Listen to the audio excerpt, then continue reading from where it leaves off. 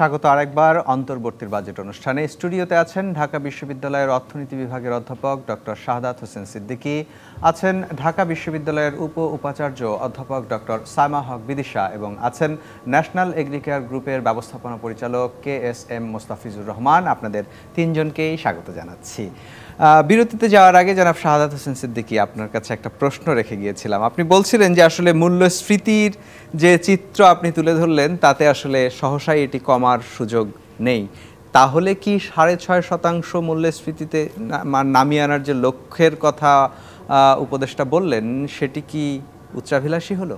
জি, দেখুন, আমার এটা ব্যক্তিগত পর্যালোচনা ইন এ সেন্স যে আমরা বিগত সময় দেখেছি 5% রেপো রেট যে পলিসি রেট সেটা 10% করা হয়েছে, যেখানে আমরা প্রভাব পেয়েছি মাত্র 10.5%।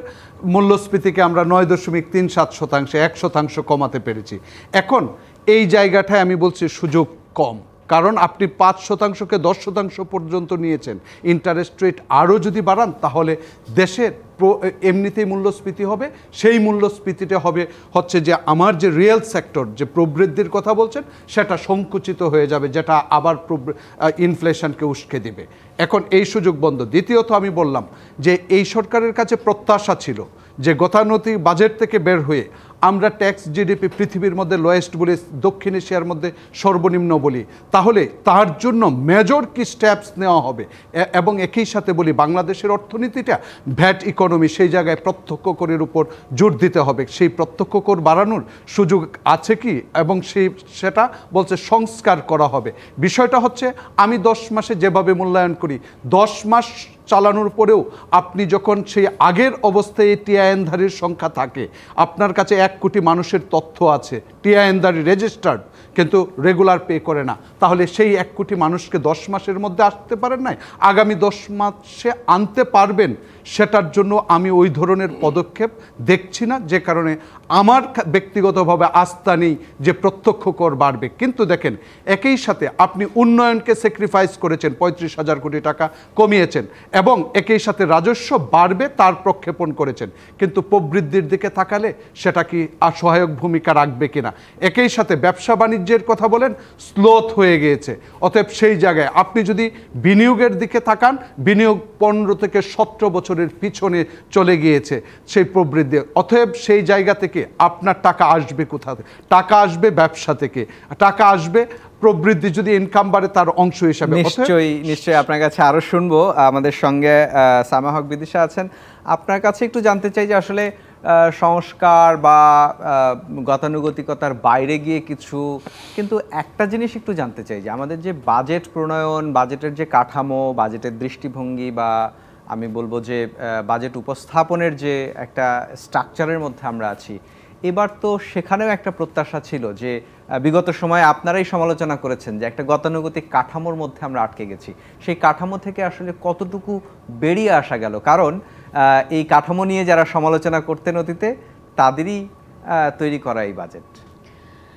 কাঠামোর ক্ষেত্রে যেটা বিষয় হচ্ছে যে কিছু কিছু বিষয় থাকতে হবে, এটা জরুরি যে আপনার আয়ের ব্যাপারে একটা আলোচনা থাকতে হবে, ব্যয়ের ব্যাপারে একটা আলোচনা থাকতে হবে, ঘাটতি কিভাবে মেটানো হবে সেই জায়গায় আলোচনা থাকতে হবে, এবং খাতভিত্তিক কিছু আলোচনা থাকতে হবে। যেটা জরুরি সেটা হচ্ছে পূর্বে কি হয়েছে সেটাকে আলোচনা কম করে বরঞ্চ ভবিষ্যতে কিভাবে সামনের দিকে এগোনো যাবে সেই আলোচনাটা মূলত আসা। এবং সেই জায়গাটাতে যেটি গুরুত্বপূর্ণ সেটা হচ্ছে যে আমাদের যে লক্ষ্যমাত্রাগুলো সেগুলোকে বাস্তবসম্মত করা, এবং এটার পাশাপাশি সেটা হচ্ছে যে একটু আগে ডক্টর শাহাদাত যেটা বললেন যে আমরা যদি মোটা দাগে কয়েকটা লক্ষ্য দেখি বা বর্তমানে যদি আমরা চিন্তা করি, তাহলে আমাদের সামষ্টিক অর্থনীতির ক্ষেত্রে আমি বলবো যে মোটামুটিভাবে সূচকগুলো এক ধরনের স্থিতিশীল পর্যায়ে রয়েছে। আমি রিজার্ভ এবং বিনিময় হারের কথা বলবো মূলত। মূল্যস্ফীতি গত 4 মাসে 10%-এর নিচে কমলেও এখনও এটি অনেক বেশি, এবং 9%-এর উপরে যে মূল্যস্ফীতি আমরা দেখতে পাচ্ছি সেটাকে কমিয়ে আনার ব্যাপারে সুনির্দিষ্ট পদক্ষেপগুলো যদি আলাদাভাবে একটু থাকতো, সেটা একটা প্রত্যাশা। আর আরেকটা যেটা বিষয় সেটা হচ্ছে যে এর পাশাপাশি কর্মসংস্থান এবং বিনিয়োগ, বিশেষ করে আমি বলবো যে আমরা জানি যে মূল্যস্ফীতির সাথে কর্মসংস্থানটাকে একই সাথে চালানো এটা খুব সহজ ব্যাপার না, কিন্তু মূল্যস্ফীতি যে কারণে আমরা দেখেছি যে সংকোচনমূলক রাজস্ব নীতি, সংকোচনমূলক মুদ্রানীতি মূল্যস্ফীতিটাকে একটা নিয়ন্ত্রণের মধ্যে রাখার জন্য। এখন এই দিক থেকে কর্মসংস্থানটা কোত্থেকে আসবে, এবং সেই জায়গাগুলোতে এই কয়েকটা আমরা যদি বলি মেজর ব্লক, অর্থাৎ মূল্যস্ফীতি, কর্মসংস্থান, বিনিয়োগ, এই জায়গাগুলোকে কেন্দ্র করে আরেকটু সুনির্দিষ্ট দিক নির্দেশনা সেটার প্রত্যাশা আছে। নিশ্চয়ই আসলে কর্মসংস্থান এবং বিনিয়োগের প্রশ্ন যখন আসে তখন সেটির স্টেক হোল্ডার আসলে ব্যবসায়ীরা, বেসরকারি খাত। জনাব মোস্তাফিজুর রহমান, আপনার কাছে একটু জানতে চাই যে মূলত আপনি তো দুটো খাতকেই প্রতিনিধিত্ব করেন, কারণ আপনার দুটো খাতেই ব্যবসা আছে, কৃষি খাত এবং ঔষধ শিল্প। আগে একটু ঔষধ শিল্পের কথা জানতে চাই। ঔষধ শিল্পকে এগিয়ে নেওয়ার জন্য তো কতগুলো সুযোগ সুবিধা আসলে দেয়া হয়েছে, তার সুফল কি আসলে এই সেক্টর পাবে, এবং একই সাথে সাধারণ মানুষ, দিন শেষে মানুষের জন্যই সব কিছু, ওষুধের দাম আসলে কমবে কিনা? দেখুন, ঔষধের দামটা আমাদের গণমাধ্যমে এবং সাধারণ মানুষের মধ্যে ধারণা যে বাংলাদেশে আমরা যেগুলো ঔষধ উৎপাদন করি এগুলোর মূল্য বেশি, কিন্তু এই কথাটা সঠিক না। এটা হলো যে আমরা প্রায় 35,000 কোটি টাকার ঔষধ আমরা বাংলাদেশে উৎপাদন করতে সক্ষম, যেটা বাংলাদেশের মোট চাহিদার 98% এটা পূরণ করে। আপনি এই ঔষধটাই যদি আমরা আমেরিকার বাজারে জাস্ট এটাই যদি আমরা প্রতিস্থাপন করি, এই ওষুধের দাম আমেরিকাতে 2 লক্ষ কোটি টাকা বা তারও অধিক। আমেরিকা থেকে আবার যদি আমরা এটা আমদানি করে আনি, এটা আমাদের 4 লক্ষ কোটি টাকার প্রয়োজন হবে। তার মানে ঔষধ শিল্প বাংলাদেশে 4 লক্ষ কোটি টাকার সম্পদকে সাশ্রয়ী করেছে। এই শিল্পকে আমাদের এগিয়ে নেওয়ার জন্য সরকার পাশে আসতে হবে, কারণ সামনে এলডিসি গ্রাজুয়েশনের পরে ট্রিপস এগ্রিমেন্টের বেনিফিটস আমরা পাবো না। সরকার যদিও এই বাজেটে আমি দেখতে পাচ্ছি যে এপিআই এবং অ্যান্টি ক্যান্সার ড্রাগের উপরে কিছু বাড়তি সুবিধা দিয়েছে, কাঁচামাল আমদানি সুবিধা দিয়েছে, কিছু সম্পূরক শুল্ক কমানো হয়েছে। সেই সিদ্ধান্তগুলো নিশ্চয়ই এই শিল্পকে এগিয়ে নেবে, কিন্তু ওই যে দিন শেষে আবার একই প্রশ্ন, মানুষের জন্যই তো বাজেট, মানুষ কতটুকু উপকৃত হবে? যদি মানুষকে, বাজেটের মূল দর্শনটা ডক্টর সালেউদ্দিন মাননীয় অর্থ উপদেষ্টা তিনি কি বলছেন? সম্পদের সুষম বন্টন এবং বৈষম্য দূরীকরণ এবং একটা কল্যাণমুখী রাষ্ট্র করা, এবং তার প্রয়োজনে তিনি বলেছেন যে অগ্রাধিকার খাত তিনি চিহ্নিত করবেন, রাজস্ব আহরণ বৃদ্ধি করবেন, বিনিয়োগ বৃদ্ধি করবেন, কর্ম সুযোগ সৃষ্টি করবেন এবং কর নীতি সংস্কার করবেন। এগুলো সবগুলোই কিন্তু খুবই সুন্দর কথা। মানে আপনি যদি বিনিয়োগ করতে চান তাহলে কর্মসংস্থান সুযোগ সৃষ্টি হবে, রাজস্ব আহরণ যদি আপনি করেন তাহলে কিন্তু অর্থনীতিতে প্রবৃদ্ধি হতে হবে। কথায় কি শুধু চিড়ে ভিজবে? আমরা চ্যালেঞ্জেস যেগুলো দেখছি বর্তমানে, ধরুন বাজারে দ্রব্যমূল্য যেটা বেশি, ইনফ্লেশন যেটা, আপনি ইনফ্লেশন যদি দীর্ঘমেয়াদী আপনি কমাতে চান তাহলে আপনাকে লোকাল প্রোডাকশন আপনার বৃদ্ধি করতে হবে। লোকাল প্রোডাকশনের মধ্যে ধরুন কৃষি ফসল যেগুলো আছে, আমরা কিন্তু অগ্রাধিকার খাতের কথা বলছি, কিন্তু সুনির্দিষ্ট যে একটা ইন্ডাস্ট্রি বা একটা সেক্টরকে অ্যাট্রাকটিভ করে দিয়ে বিনিয়োগকারীকে যে আমরা ওখানে পথ দেখিয়ে দেবো যে আপনি এখানে বিনিয়োগ করেন, সেটা আমি পাইনি। নিশ্চয়ই আমরা একটা বিরতিতে যাব, কিন্তু তার আগে আরেকটা বিষয় আপনার কাছে একটা প্রশ্ন রেখে যেতে চাই। আপনি একই সাথে কৃষি খাত নিয়েও কাজ করেন এবং এই অ্যাগ্রোকেমিক্যালের ব্যবসাও আছে আপনার। কৃষি খাতেও আমরা কতগুলো শুল্ক হ্রাস করার প্রস্তাবনার কথা দেখতে পেয়েছি। সেই সিদ্ধান্তগুলো আসলে আমাদের প্রান্তিক কৃষককে কতটুকু উপকৃত করবে এবং দিন শেষে ভোক্তা আসলে সেখান থেকে কতটুকু সুবিধা পাবে, সেই বিষয়গুলো একটু আপনার কাছে জানবো, কিন্তু তার আগে একটা বিরতি নিতে হবে। স্বাগত আরেকবার অন্তর্বর্তীর বাজেট অনুষ্ঠানে। আলোচনা শুরু করতে চাই বিরতিতে যাওয়ার আগে জনাব মোস্তাফিজুর রহমান, আপনার কাছে যেমনটা জানতে চাইছিলাম যে কৃষি খাতেও আমরা কতগুলো সিদ্ধান্ত জানতে পারলাম, যেমনটা হচ্ছে যে একেবারে গুরুত্বের সাথে যদি বলতে চাই যে কোল্ড স্টোরেজ, আমরা দেখেছি বিগত সময় বিশেষ করে আলু সহ মৌসুমি ফসল সংরক্ষণের ক্ষেত্রে সেটি নানান রকম অব্যবস্থাপনা ছিল। তো কোল্ড স্টোরেজ বাড়ানোর জন্য এই ধরনের যন্ত্রপাতি আমদানিতে একটি সুবিধা দেওয়া হয়েছে, সেটি কি ধরনের সুযোগ বা সম্ভাবনা তৈরি করবে আমাদের বিশেষ করে প্রান্তিক কৃষক যারা উৎপাদন করেন তাদের জন্য, এবং ভোক্তা তো অবশ্যই? এটা একটা ভালো সিদ্ধান্ত নেওয়া হয়েছে। আমাদের দেশে কৃষকের ফসল সংরক্ষণ করতে পারে না, সেখানে যদি ব্যবসায়ীদেরকে যদি এই সেক্টরকে বিনিয়োগের জন্য সুযোগ করে দেয়, তার আমদানি করা জিনিসপত্র মেশিনপত্র এর উপর যদি আপনার কাস্টম ডিউটি এবং অন্যান্য সুযোগ সুবিধা যদি তাকে যদি দেওয়া হয়, তাহলে এই সেক্টর কিন্তু উন্নত হবে। পাশাপাশি আপনি বলেছেন যে কীটনাশক বালাইনাশক এগুলোর কাঁচামাল, এটা শুল্ক রেয়াত সুবিধা অব্যাহত রাখা হয়েছে এবং এই কাঁচামালের মধ্যে কিন্তু অনেক সহযোগী উপাদান রাসায়নিক পদার্থ আছে যেগুলো ইন্ডাস্ট্রিয়াল কেমিক্যালস বা অন্য অন্য ইন্ডাস্ট্রিতে যায়। এগুলোর ওপর 58% ট্যাক্স আছে, 37% ট্যাক্স আছে, অনেক বড় কাস্টম ডিউটি রয়ে গেছে। এগুলোকেও আপনার কাঁচামালের সমান করে যদি দেয়া হয়, তাহলে কিন্তু আমাদের দেশে কীটনাশকের খরচ, উৎপাদন খরচ আপনার 30% কমে যাবে। কিন্তু একটা অভিযোগ তো আসলে সবসময় দেখি আমরা যে ব্যবসায়ীদেরকে যে ধরনের সুযোগ সুবিধা আসলে বাজেটে দেয়া হয়, সেটির লক্ষ্য তো থাকে আসলে প্রান্তিক যারা কৃষক, যেহেতু কৃষি খাতের কথাই বলছি, কৃষক তার একটা সুবিধা পাবে এবং একই সাথে ভোক্তারাও সুবিধা পাবে, কিন্তু তার খুব বেশি প্রভাব আসলে অতীতে দেখা যায়নি। এবার সেটা কতটুকু পাওয়া যাবে এই প্রশ্নটির উত্তর নেব, কিন্তু তার আগে ডক্টর সায়মা হক বিদিশা, আপনার কাছেও একটু জানতে চাই যে আপনার কাছে একটু ভিন্ন প্রসঙ্গে জানতে চাই, সেটি হচ্ছে কর কাঠামো নিয়ে কথা হচ্ছিল।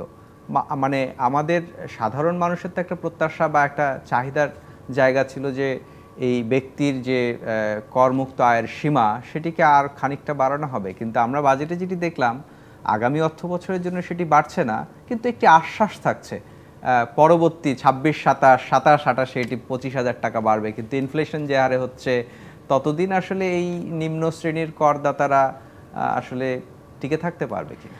না, আসলে এটা একটা প্রত্যাশা ছিল যে মধ্যবিত্তকে কিছুটা স্বস্তি দেওয়ার জন্য এখানে কিছুটা হলেও হয়তো একটু পরিবর্তন হবে, তো সেটা আমরা দেখলাম না। এবং এই ব্যাপারটা একটা বিষয় যে এখানে আরেকটা বিষয় আমরা লক্ষ্য করছি, সেটা হচ্ছে যে কর কাঠামো স্তরের ক্ষেত্রে কিছু পরিবর্তন। এখানে আমার একটা জিনিস যেটা মনে হয় যে আমরা যদি আরেকটু প্রগতিশীল কর হারের দিকে চিন্তা করি, তাহলে কর কাঠামোর যে স্তরটা সেটা হয়তো আমরা আরেকটু ওপরের দিকে হয়তো কিছুটা রিভিশন, অর্থাৎ আমরা 30% বা এই ধরনের যে কর কাঠামোর যে সর্বশেষ স্তরটার কথা, সেখানে হয়তো আমাদের যে থ্রেশহোল্ডটা, সেই থ্রেশহোল্ডের ক্ষেত্রে হয়তো কিছু পরিবর্তন, অর্থাৎ এই সার্বিক কর কাঠামোতে যে কর হার, সেই জায়গায় কিছু পরিবর্তন এবং পরিমার্জনার মাধ্যমে এই করমুক্ত আয়সীমার ক্ষেত্রে কিছুটা হলেও যদি একটু সুবিধা পাওয়া যেত, সেটা আসলে মধ্যবিত্তকে একটু সুবিধা দিত।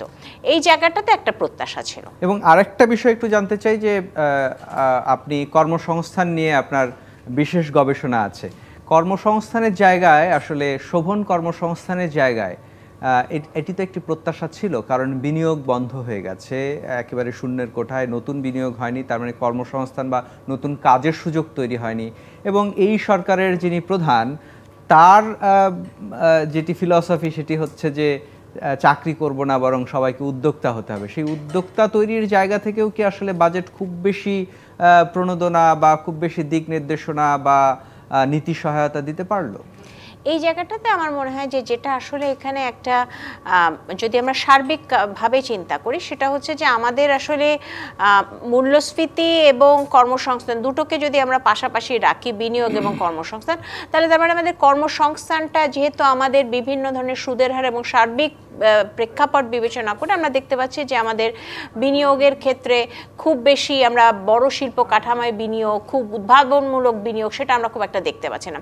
তাহলে সেই জায়গাটাতে যে বিষয় সেটা হচ্ছে যেখানে দুটো, যে একটা হচ্ছে যে আমাদের সার্বিক এফিসিয়েন্সিটা বাড়ানো, যেহেতু আমাদের সুদের হার এবং এই জায়গাগুলোর ক্ষেত্রে মূল্যস্ফীতির একটা চ্যালেঞ্জ রয়েছে, সেই কারণে এখানে সার্বিক এফিসিয়েন্সির ক্ষেত্রে কোনো পোর্ট লেভেল এফিসিয়েন্সি এবং ব্যবসায় সহায়তার মূলক যে পরিবেশ সৃষ্টি, এই জায়গাগুলোতে কিছু ব্যবস্থাপনা সূচক কিছু দিক নির্দেশনা, সেই জিনিসটা হয়তো থাকতে পারত। আরেকটা জিনিস যেটা, সেটা হচ্ছে উদ্যোক্তাদের ক্ষেত্রে আমরা যদি বলি, সেখানে আসলে এই জায়গাটাতে কিন্তু আমাদের বাজেটে খুব বড় ধরনের সম্পদের বরাদ্দ না করেও কিছু নীতি সহায়তা বা নীতি নির্দেশনার মাধ্যমে কিন্তু কর্মসংস্থান করা সম্ভব। এবং সেক্ষেত্রে আমি মূলত বলবো যে তরুণদের এবং বিশেষ করে গ্রামীণ তরুণদের কথা যদি আমরা মাথায় রাখি, তাহলে তাদের জন্য কিছু কিন্তু ক্ষুদ্র এবং অতি ক্ষুদ্র যারা রয়েছে তাদের জন্য কিছু নীতি সহায়তার বিষয়টা কিন্তু একটা প্রত্যাশা ছিল, এবং ওই জায়গাটাতে কিন্তু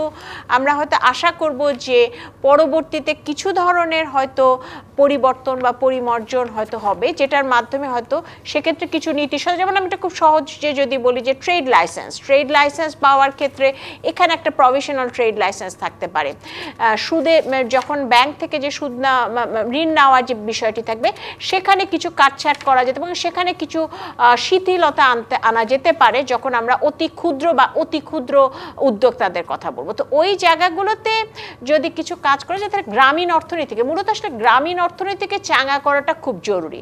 এখানে আমাদের আরেকটা বিষয় হচ্ছে যে আমাদের প্রবাসীদের যে আয়, সেখানে আমরা কিছুটা দেখতে পাচ্ছি যে একটা ইতিবাচক একটা দিক, সেই জায়গাটাতেও কিন্তু আমরা কিন্তু আমাদের ওখান থেকে আমাদের কিভাবে বিনিয়োগের সুবিধাটা তৈরি করা যায় সেখানে কিন্তু কিছু দিক নির্দেশনা থাকতে পারত। আপনাকে অসংখ্য ধন্যবাদ।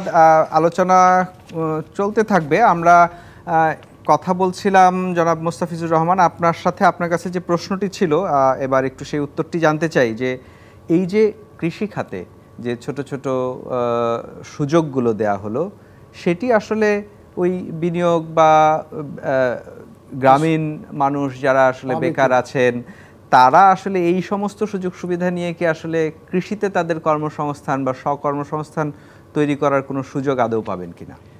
আপনি যেটা জানতে চাইছে যে এটা প্রান্তিক কৃষক পর্যায়ে এই বেনিফিটগুলো পাবে, নিশ্চয়ই সেটা হলো মূল জায়গাটা হলো যে কৃষির ভবিষ্যৎ হলো কৃষি প্রক্রিয়াজাতকরণ কৃষি ফসলের।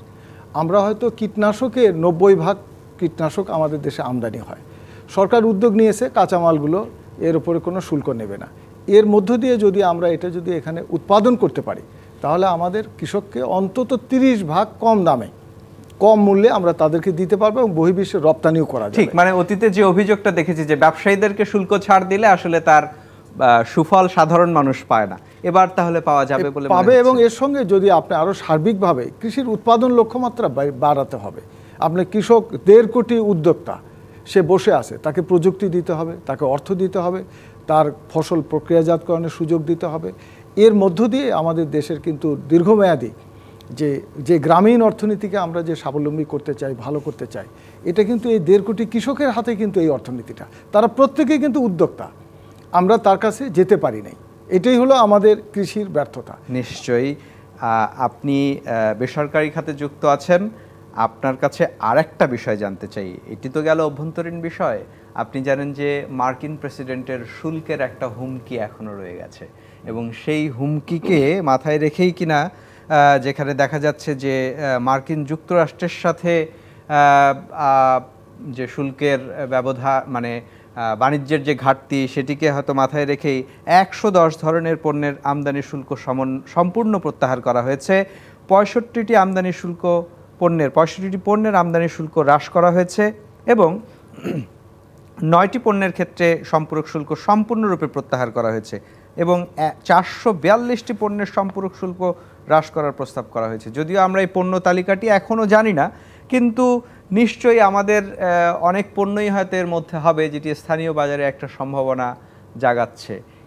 এইরকম একটা সিদ্ধান্ত আবার এই যে এতগুলো সুযোগ সুবিধার কথা আপনি বললেন সেটিকে ব্যারিয়ার মানে বাধা হিসেবে সামনে এসে দাঁড়াবে কিনা? না, যিনি ক্রেতা এবং বিক্রেতা তারা কিন্তু তুলনামূলক সুবিধার উপর ভিত্তি করে ক্রয় সিদ্ধান্ত নেয়।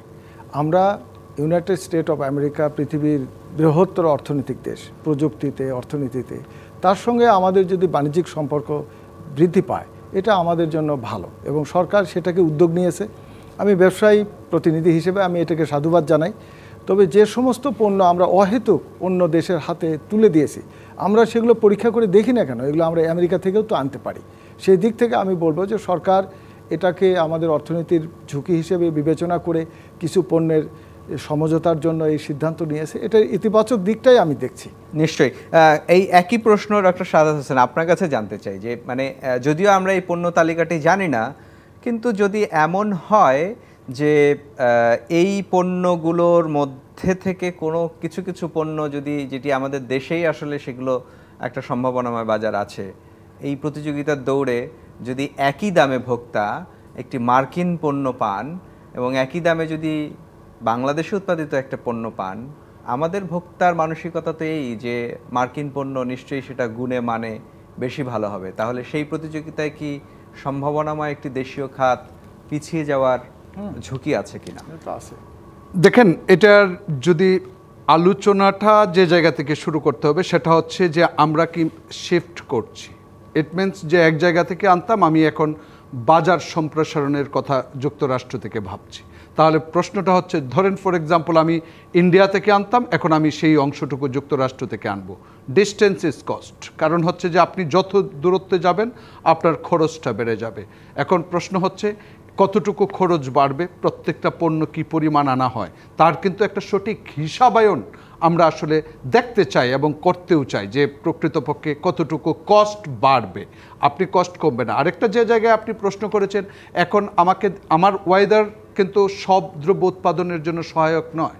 বাংলাদেশে যদি ধরেন গম উৎপাদন বাড়ছে না, বরং কমে যাচ্ছে, কিন্তু ভুট্টা উৎপাদন কিন্তু বাড়ছে। তার মানে হচ্ছে weather is a fact, determine করবে যে হোয়াট টু প্রডিউস, আপনি কি উৎপাদন করতে পারবেন। অতএব আমেরিকা থেকে আনবেন না অন্য কোনো রাষ্ট্র থেকে আনবেন, সেটা একান্তই রাষ্ট্রের বাণিজ্যিক যে কূটনীতি সেটার বিষয়ে তারা নির্ধারণ করবে। আরেকটা জিনিস হচ্ছে, আপনি অতিরিক্ত খরচ করে আনবেন, এই জায়গা থেকে আনবেন না, সেটা হচ্ছে যে আপনি তার মানে হচ্ছে ট্রু বিজনেস যে রোল প্রিন্সিপাল ফলো করা উচিত সেটা কিন্তু আপনি মানছেন না। এখন সেই না মানার কারণ, সেটা রাজনৈতিক কারণ হতে পারে, বিভিন্ন ধরনের কারণ হতে পারে, জিওপলিটিক্সের মধ্যে অন্তর্ভুক্ত থাকতে পারে, কিন্তু ব্যবসা, আমার ইন্টারন্যাশনাল ট্রেড হ্যাম্পার হচ্ছে কিনা, বাংলাদেশ বেনিফিট পাচ্ছে কিনা, দ্যাটস দ্য বিগ কোয়েশ্চেন। যে আমাদের এখন রাষ্ট্র এখন সিদ্ধান্ত নিতে হবে যে আমি যদি এই সিদ্ধান্ত আমি সুসম্পর্ক না রেখে আমি যদি ডাইভার্ট করি তাহলে সেই জায়গায় আমার কতটুকু কস্ট বাড়ে, সেটা কি বাংলাদেশের জন্য ফিজিবল কিনা। প্রয়োজনে আমি এটা চিন্তা করতে পারি যে ওই জায়গা থেকে আনার কারণে বাংলাদেশের দ্রব্যমূল্য যদি বাড়ে, তাহলে সরকার, আমি বলবো যে ফোরকাস্ট করতেছে 6.5% মূল্যস্ফীতি আনবে, সেটার কন্ট্রাডিক্টরি কিনা, সেই জায়গাটাও কিন্তু বিবেচনা করতে হবে।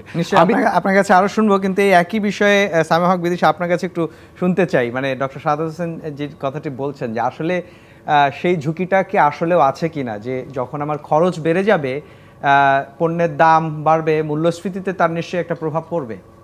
একটা বিষয় হচ্ছে যে আমি আপনার আগের প্রশ্ন থেকে একটু বলতে চাই, সেটা হচ্ছে যে আমাদের দেশীয় পণ্যের সুরক্ষাটার বিষয়টা আমাদের একটা মাথায় রাখতে হবে, কিন্তু এটাও কিন্তু মাথায় রাখতে হবে যে আমরা যখন একটা সার্বিক যে কাঠামোতে আমরা আছি, আমরা যখন আমাদের কোন জায়গাটাতে আসলে সুবিধাটা হবে। আমাদের যদি মার্কিন যুক্তরাষ্ট্রের সাথে বাণিজ্য ঘাটতিটাকে কমানোর জন্য যদি আমাদের কিছু পরিমার্জনার দরকার হয়, সেখান থেকে আমাদের আসলে কি সুবিধাটা হবে, এবং অন্যদিকে যদি আমরা বিবেচনা করি তাহলে হচ্ছে যে এইখানে যে শুল্ক ছাড়গুলো হলো, সেখান দিয়ে তো মূল বিষয় যেটা শুল্ক ছাড়ের বিষয়, একটা তো হচ্ছে যে আমাদের ছোট ছোট যে শিল্পগুলো, সেই শিল্পগুলোর ক্ষেত্রে প্রোটেকশনটা দেওয়া, আরেকটি বিষয়টা হচ্ছে যে সেটা হচ্ছে করের আহরণটা। এখন কিন্তু এখান দিয়ে একটা বিষয় থাকে যে পাশাপাশি মূল্যস্ফীতির একটা বিষয় থাকে। এখন বিষয়টা হচ্ছে যে আমাদের যে সার্বিকভাবে আমরা যদি দেখি, তাহলে আমাদের যে ছোট ছোট শিল্প প্রতিষ্ঠানগুলো রয়েছে, সেই শিল্প প্রতিষ্ঠানগুলোর ক্ষেত্রে কিন্তু আপনি যদি একেবারে গ্রামে গঞ্জে যে যদি একেবারে ক্ষুদ্র উদ্যোক্তার সাথে কথা বলেন, আমরা কিন্তু দেখেছি যে ক্ষুদ্র উদ্যোক্তারা বলে যে তারা কিন্তু নিজেই যে চেষ্টা করে সরকারি যে সাহায্যগুলো সেটা কিন্তু তাদের নাই। এই জায়গাগুলোতে আসলে কিছু নীতি সহায়তাটা আমি বলবো যে অত্যন্ত গুরুত্বপূর্ণ। আমরা যদি নীতি সহায়তার দিকে গুরুত্বটা দেই, তাহলে আমাদের এই তাদের যে প্রোটেকশনের যে জায়গাটা, সেদিক থেকে অন্য একটা কাভারেজ কিন্তু আমরা তাদের দিতে পারবো। সেই জায়গাটাতে আসলে দেখা দরকার। তবে এর পাশাপাশি এটাও দেখতে হবে যে কিছু কিছু জায়গা রয়েছে, কিছু কিছু শিল্প রয়েছে, উদীয়মান যে শিল্পগুলো, সেই জায়গাগুলোতে কিন্তু কিছুটা হলেও কিন্তু আমাদের ফেজ বাই ফেজ কিন্তু এই শুল্কগুলোর ক্ষেত্রে পরিমার্জনা দরকার হচ্ছে। কারণ হঠাৎ করে হয়তো যারা উদ্যোক্তা রয়েছে তাদের উপর একটা চাপ পড়তে পারে, সেটা কিন্তু আমরা কখনোই চাই না। আপনাকে অসংখ্য ধন্যবাদ ডক্টর শাহাদাত হোসেন সিদ্দিকী। একটা বিরতিতে যাওয়ার সময় হয়েছে, কিন্তু বিরতিতে যাওয়ার আগে আপনার কাছে একটু প্রশ্ন রেখে যেতে চাই, যে সুযোগগুলো বা যে সুবিধাগুলো দেয়া হলো সার্বিকভাবে প্রায় 4% বা 4.5% পণ্যে, সেই পণ্যগুলোর একটা তালিকা বা এটার প্রভাব কি পড়বে, সেই বিষয়গুলো আসলে আলোচনা করার প্রয়োজনীয়তা আদৌ আছে কিনা, বা এখানে নিশ্চয়ই একটা ধোঁয়াশা থাকলো, সেটি পরিষ্কার করা উচিত কিনা, এই বিষয়ে আপনার কাছে জানতে চাই, কিন্তু তার আগে একটা বিরতি নিতে হবে।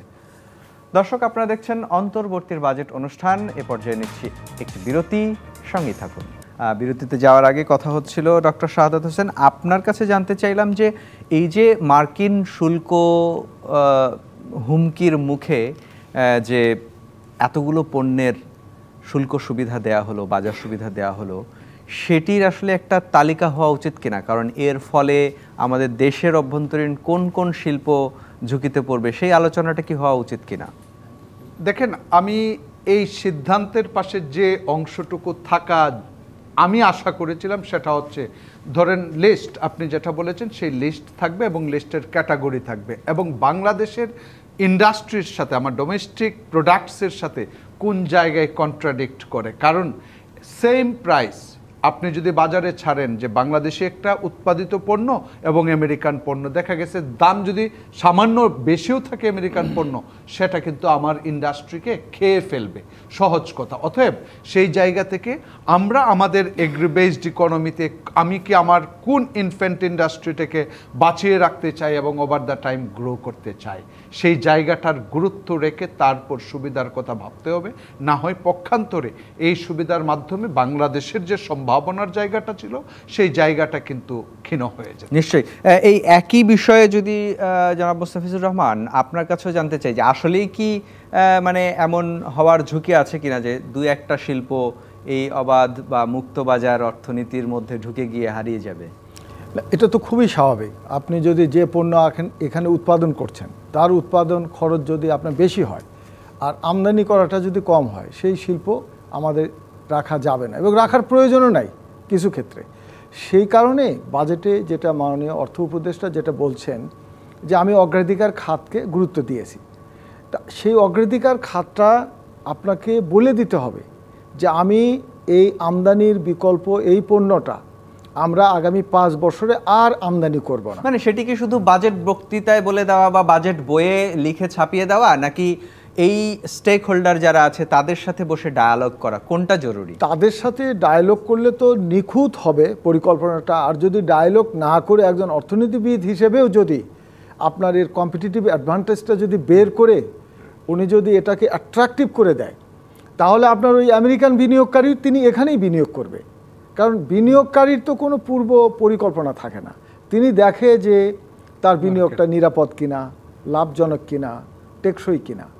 এটা রাষ্ট্রের দায়িত্ব, যেটা আমি ডক্টর সালেউদ্দিন আহমেদকে আমি বিশেষভাবে আমি তাকে প্রশংসা করব যে উনি প্রথমেই বলছে যে আমি অগ্রাধিকার খাতকে চিহ্নিত করেছি। সেটা হলো রাষ্ট্রের প্রয়োজনে। যেমন ধরুন আমাদের কৃষি খাত, আমি যেটা একটু আগেও বললাম, তা আমাদের যদি কৃষকের উৎপাদিত পণ্যের যদি মূল্য না পায়, তার পণ্য যদি পচে যায়, নষ্ট হয়, তাহলে আপনি অবশ্যই কোল্ড স্টোরেজে গুরুত্ব দেবেন, এটা ভালো দিক। সেটাকে সাস্টেনেবল করার জন্য বিনিয়োগকারীকে অ্যাট্রাকশন ক্রিয়েট করার জন্য আপনি রেট অফ ইন্টারেস্ট কমায় দেবেন। তার মানে আপনি এটাকে ধরেছেন, এটা আপনি শেষ করে ছাড়বেন। আপনি বাংলাদেশে কীটনাশক আর আমদানি করবেন না, যেহেতু কাঁচামালে আপনি এটা শুল্ক তুলে দিচ্ছেন। তাহলে আপনি বলবেন যে আগামী 5 বছরের মধ্যে আমরা ভাই এই জিনিস আর আমাদের দেশে আর ঢুকতে দেব না, এবং আমরা 6 বছর থেকে এটা রপ্তানি শুরু করব। তাকে কেন্দ্র করে সুস্পষ্ট একটা অ্যাকশন প্ল্যান তৈরি করতে হবে। আমরা আমাদের আলোচনা একদম শেষ দিকে আছে। আপনার কাছে শেষ যে একটু বলবো যে সামারি জানতে চাই যে সামগ্রিকভাবে তাহলে আপনি যে আকাঙ্ক্ষার কথা বললেন, এই বাজেট কি আসলে সেই আকাঙ্ক্ষাকে নির্দেশ করছে কিনা? এই বাজেটের অনেক বড় চ্যালেঞ্জ আছে, সেটা এত তাড়াতাড়ি এটা বলার সময় আসে নাই। কারণ এটা প্রথমত এটা অন্তর্বর্তী বাজেট, অন্তর্বর্তী সরকারের বাজেট। তারপরে আপনার হলো যেগুলো মন্দা, অর্থনৈতিক মন্দার সময় তারা এসেছে, এত বেশি ইনফ্লেশন। আপনার দীর্ঘ সময় যখন একটা ইনফ্লেশন থাকে, ওটা কিন্তু তখন রিসেশনে পরিণত হয়, মহামন্দায় পরিণত হয়, যেটা 1930 সালে গ্রেট ডিপ্রেশন হয়েছে। তারপরে বিশ্বযুদ্ধ, দ্বিতীয় বিশ্বযুদ্ধ। তা আমরা দীর্ঘ সময় যদি মানুষ যদি তার ক্রয় ক্ষমতার বাইরে যদি পণ্য যায়, এটা কিন্তু আমাদের দেশের যে জনজীবনের যে দুর্ভোগ, এটা মোকাবেলা করার জন্য যে একটা বড় রকমের যে পরিকল্পনা, বিনিয়োগ পরিকল্পনা অথবা স্থানীয় সম্পদের ব্যবহার করে, আমি কৃষিকেই সবচেয়ে গুরুত্ব দেব। যে আমাদের যেটা আছে সেটা হলো কৃষিভিত্তিক শিল্প, কৃষি প্রক্রিয়াজাতকরণ, কৃষি উৎপাদন 2 গুণ 3 গুণ লক্ষ্যমাত্রা নির্ধারণ করা, এবং কৃষকের যে জমি ফসলের যে বিন্যাস, 72% 4 ভাগের 3 ভাগই ধান হয়। তা আপনি তো একটা অব্যবস্থাপনার মধ্যে পড়ে আছেন। আপনি যে অতি উচ্চ ফলনশীল ধানের জাত, যেটা 30% বিদ্যমানের চেয়ে ফলন বেশি, আপনি এটার প্রবর্তন যদি করেন ব্যুরোক্রেটিক ব্যারিয়ার বাদ দিয়ে, যদি আপনি এটা দ্রুত অ্যাডাপ্টেশনে দিয়ে দেন, তা আপনার 20-25% জমি বেঁচে যাবে। শাকসবজির সেই পরিকল্পনাগুলো তো আসলে মহা পরিকল্পনার ব্যাপার। এটা তো ধরেন যিনি ব্যুরোক্রেটস আছে উনিই করবেন, সাথে নেতৃত্ব বা দিক নির্দেশনাটার প্রয়োজন, একটা কম্প্রিহেন্সিভ পরিকল্পনা কৃষিকে ঘিরে। 11টা কমিশন হয়েছে, আরেকটা করলে কি হইতো, যেহেতু কৃষি আমাদের সবকিছু। নিশ্চয়ই, এবং এই সরকারের কাছে তো আসলে প্রত্যাশাটাও এবং তাই। দরিদ্র মানুষ কিন্তু আপনার কৃষিতেই বেশি। আমাদের শ্রমবাজারের 45% মানুষ কৃষির সাথে জড়িত এবং এদের ইনকামই কম। আপনি যদি রেভলিউশনারি চেঞ্জ করতে চান, যদি আমি মাননীয় প্রধান উপদেষ্টাকে আমি আবার দৃষ্টি আকর্ষণ করব, যদি উনি পরিবর্তন করতে চান, তাহলে কৃষিকে ঘিরে একটা মহাপরিকল্পনা হাতে নিক। দেশের 30,000-40,000 কৃষি গ্রাজুয়েট আছে, বিশ্ববিদ্যালয় থেকে প্রকৌশলীরা আছে, কেমিস্ট আছে, এদেরকে নিয়ে আমরা একটা বড় রকমের কৃষি রেভলিউশন করতে পারি। নিশ্চয়ই, আপনাকে অসংখ্য ধন্যবাদ আমাদেরকে সময় দিয়েছেন। এই আলোচনা শেষ করব ডক্টর শাহাদাত হোসেন আপনাকে দিয়ে। সামগ্রিকভাবে আসলে একটু আপনার কাছে জানতে চাই যে তাহলে আমরা যে বাজেটটি পেলাম, সার্বিকভাবে এটাকে তাহলে কি বলবো, যে আসলে গতানুগতিক বাজেটই হলো, নাকি পরিবর্তনের সূচনা বা কোনো ইঙ্গিত এখানে আছে? আমি এক কথাই বলি, সেটা হচ্ছে গতানুগতিকের বাইরে নয়। কেন বললাম? কারণ হচ্ছে এতগুলা সংস্কার কমিশন কর্তৃক রিপোর্ট সাবমিশন, প্রত্যেকটা কাজের জন্য ভিন্নতা আনতে গেলে সেই সংস্কারকে কিভাবে বাজেটের মধ্যে রিফ্লেক্ট করতে হয় তার নিদর্শন আমি এক্সপেক্ট করেছিলাম। যে প্রতিটা ক্ষেত্রেই আমরা আসলে ভিন্নতা দেখতে চাই এবং এই ভিন্নতা একটা রাষ্ট্রকে আগামী চিন্তার ভাবনার দিকগুলোকে আরো উন্নত যেহেতু অন্তর্বর্তী সরকার, যেহেতু রাজনৈতিক সরকার আসবে, তাদের দিক নির্দেশনাটা দিয়ে যাওয়ার দরকার ছিল কিনা। জি, সেটাই আমি বললাম যে এই বাজেটটা যদি এই ভিন্নতাটা তৈরি করতে পারত সংস্কারকে কেন্দ্র করে, সেই সংস্কার কিভাবে বাজেটের মধ্যে প্রতিফলিত হয় এবং সেটা যেন পরবর্তীতে রাজনৈতিক সরকার যেই আসুক না কেন তারা সেই ভিন্নতাটাকে কিভাবে সামনের দিক এগিয়ে নিতে পারবে তার একটা নির্দেশনা থেকে মানে, এবং তার বিচারেই আসলে মানুষ পরবর্তীতে মূল্যায়ন করবে যে কোনটা ভালো কোনটা খারাপ, বা এর পরবর্তীতে রাজনৈতিক সরকার আরো ভালো বাজেট নিল নাকি অবনয়ন হলো। মানে স্ট্যান্ডার্ড ঠিক করার প্রত্যাশা তো আমাদের ছিল, সেটি কতটুকু পূরণ হয়েছে? না, সেই জায়গাটাই বললাম যে এই নতুনত্ব আনলে, নতুনত্ব না শুধু, এই নতুনত্বের যে একটা রাষ্ট্রের জন্য দরকার এবং সেটাকে যে রাষ্ট্র আরও উৎকর্ষতার দিকে নিতে পারে, তখন সেই ভিন্নতা পেতাম।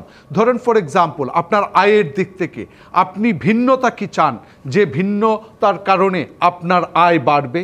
আপনি যে প্রত্যাশা করলেন সেটা তো গতানুগতিক হয়ে গেল, তো আমরা তো প্রত্যেক বাজেটেই রেভিনিউ বাড়ার একটা প্রত্যাশা দেখি এবং আলটিমেটলি সেটা পূরণ হয় নাই।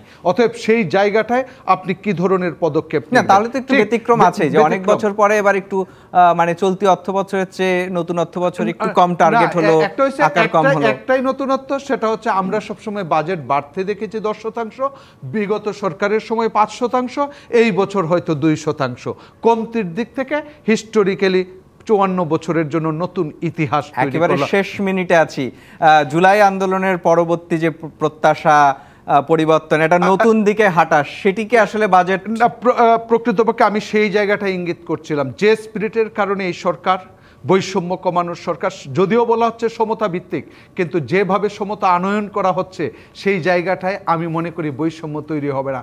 যে মূল্যস্ফীতির কষাঘাত, সেই কষাঘাতে আমি মনে করি সেই যে বৈষম্য, আমার যে ইনইকুয়ালিটি, সেই ইনইকুয়ালিটি আরও বাড়বে। নিশ্চয়ই, আপনাকে অসংখ্য ধন্যবাদ ডক্টর শাহাদাত হোসেন সিদ্দিকী, আপনাকে ধন্যবাদ জনাব মোস্তাফিজুর রহমান, আপনাকেও অসংখ্য ধন্যবাদ আমাদেরকে সময় দিয়েছেন। দর্শক, আজকের মতো বিদায় নিচ্ছে অন্তর্বর্তীর বাজেট থেকে, সঙ্গেই থাকুন, দেখা হবে আবার অন্য কোনো ফোরামে।